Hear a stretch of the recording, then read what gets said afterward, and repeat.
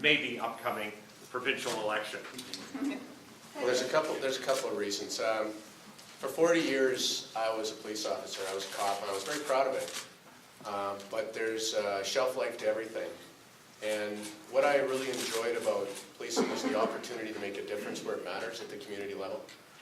So the opportunity to serve the Premier Prentice's government, to continue to have a community impact at a level that allows my involvement with communities, is something that really appeals to me.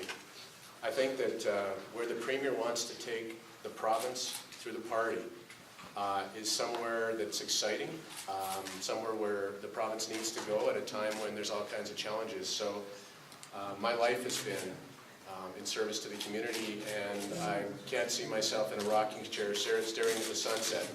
I want to contribute more. So I've got a few good years left, and this is what I'm really looking forward to doing. Mr. Hanson, do you plan to push your idea for a secure detox center as you kind of enter into this race? Is that going to be one of your running points, do you think? What I'm going to do is continue to consult with the community and work towards getting elected, gaining the confidence of that community first and foremost. That's what matters to me.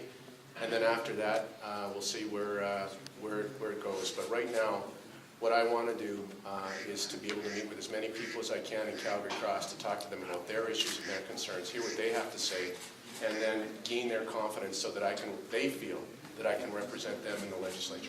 As a candidate for the PCs, are you still going to be adopting your straight-talking, very open, very transparent style that you had as police chief, or are you going to be, let's say, a little more cautious in your what you're saying? Well, Rick, I'm looking at a collaborative, integrated approach to problem-solving that complex social issue with using evidence-based solutions in consultation with the community, using current and future process mapping.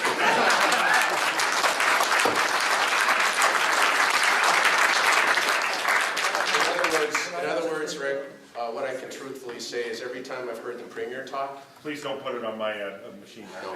It hasn't stopped. Every time I've heard the Premier talk, he has been open and honest and transparent, and he said what needs to be said to people in this province. And that's what really appeals to me, and that's what I admire in him. So I can't imagine not being allowed to tell the truth as we move forward into these challenging times. What skills do you think you've acquired while you were Calgary's police chief? In other words, the solutions that are required for this province, as the Premier has said in these challenging times, require the ability to sit down and talk these issues through with those that are affected, but more importantly with those that can greatly impact those community issues. So what I've learned is no one person, no one organization, no one ministry, no one anything has all the answers. That there's a need to make sure that the conversation, listening, and then looking for solutions that includes everybody, including the community, is the way to go. That's what I've learned in policing over 4 years. So is that your connection to Calgary Cross then? You started your career then and now you kind of start... Mohammed was assisting the Calgary Police Service in developing a strategy that's going to allow a community-based approach to address radicalization, for instance. You know, that's an opportunity that very few people get to have, is to sit down with people so knowledgeable that they know the answers and what they need is help in facilitating the solution. So, no, it's not 40 years ago I spent 2 years though and had a coffee. It's about continuing the relationships that started 40 years ago. I was going to ask the Premier what he has in mind for this gentleman. It's hard to imagine the backbenches. A couple of years ago, there was a kind of attempt to establish a public safety portfolio, and I wonder if it's something like that you have in mind for Chief Hanson. I can't do anything else for a week, sorry. Well, you know, those are decisions for the future. You know, I've spoken with Rick Hanson.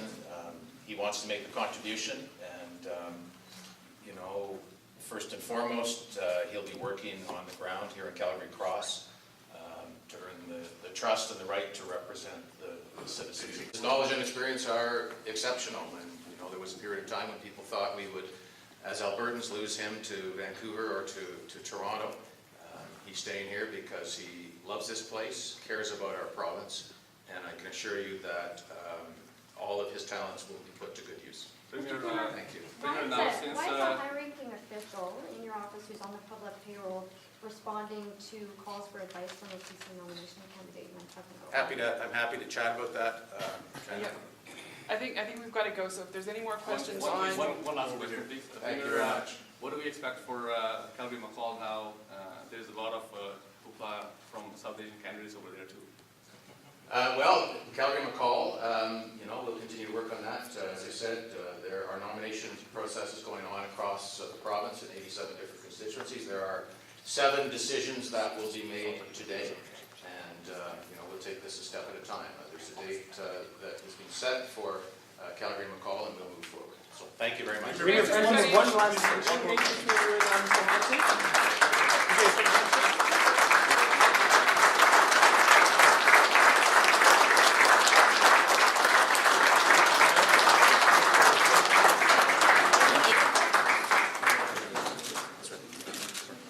Thank you.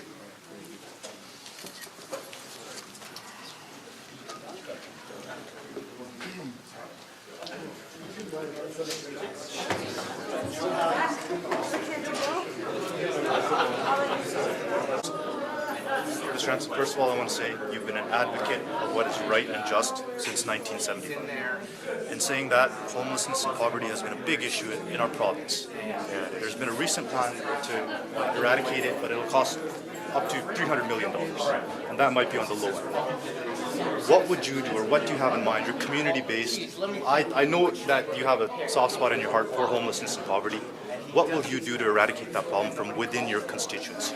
Well, there's a couple things that are already going on. Number one, the Resolve campaign, which is the efforts by community leaders to raise the funds to address homelessness, is a big issue, and that's going to apply right across the city, including in the constituency. Number two, homelessness happens often because of mental illness issues, drug addiction issues, issues that can't be just addressed as just one-dimensional, like the homelessness issue.